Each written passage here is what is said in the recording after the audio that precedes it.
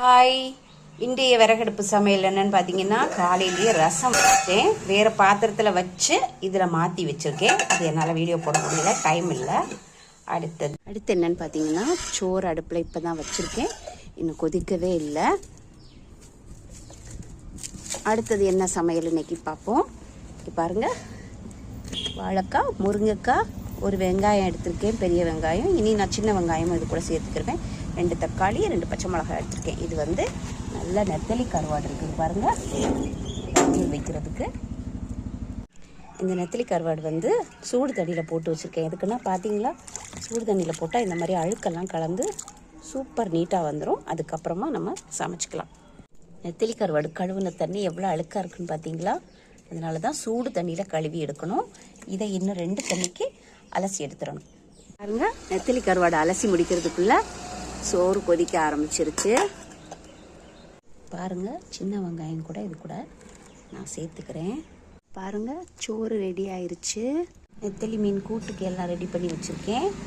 கொஞ்சமாக பாருங்க, இத்தினோண்டு புளி, ஒரு சின்ன நெல்லிக்காய் சைஸ் புளி எடுத்து உப்பில் ஊற போட்டு வச்சுருக்கேன். தேங்காய் மசாலா அரைச்சி வச்சுருக்கேன். தேங்காய் மசாலா சேர்த்தாச்சு. கை வச்சு எல்லாத்தையும் நல்லா இந்த மாதிரி மசாலா, வெஜிடபிள், கருவாடு எல்லாம் மிக்ஸ் ஆகிற மாதிரி நல்லா பிசைஞ்சு விட்டுக்கணும். நான் எதுக்காக எல்லா சமையலையும், அதாவது ரசம், கருவாடு, கூட்டு எல்லாம் ஒரே பாத்திரத்தில் வைக்கிறேன்னா, இது ஒரே பாத்திரம் மட்டும் நமக்கு கறி பிடிக்கும். அப்போ கழுவுறதுக்கும் ஈஸியாக இருக்கும். நிறைய பாத்திரத்தை அடுப்பில் வச்சு நாசாக்க வேண்டாம், அதில் புகை பிடிச்சி கறி பிடிக்கும் இல்லையா, அதனால தான் ஒரே பாத்திரத்தை யூஸ் பண்ணுறேன். சோறு வடித்து போட்டாச்சு, கூட்டு அடுப்பில் வச்சாச்சு.